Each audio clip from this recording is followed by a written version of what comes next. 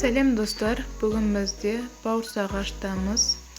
Бауырсақты бастамас бұрын каналға тіркеліп, лайк басып, комментарий қалдырып кетіңіздер. Бауырсағымызды ашту үшін ең алдымен бізге тұз, қант, май және аштыққа керек. Жылы суымызға тұзымызды саламыз. Оны сәл ертіп алып, үстінен қантымызды саламыз және майымызды құямыз. Майымызды құйып, одан кейін аштығымызды саламыз.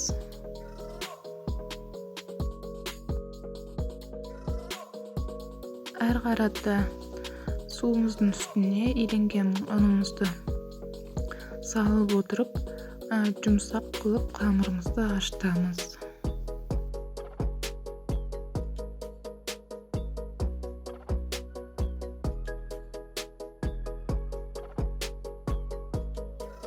Қамырымызды иледік, енді оны бетін жауып, 1 сағат, 1,5 сағатқа көтерілуге қоямыз.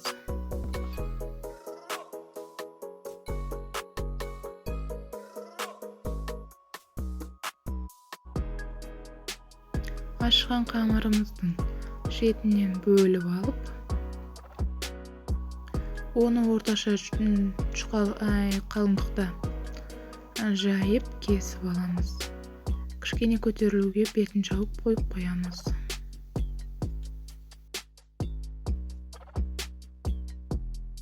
Бауырсағымызға көтерілгенге дейін майымызды қыздырып, ыстық майда бауырсағымызды пісіріп аламыз. Бауырсағымыз дайын. Астарыңыз дәмді болсын. Келесі кездескенше сау болыңыздар.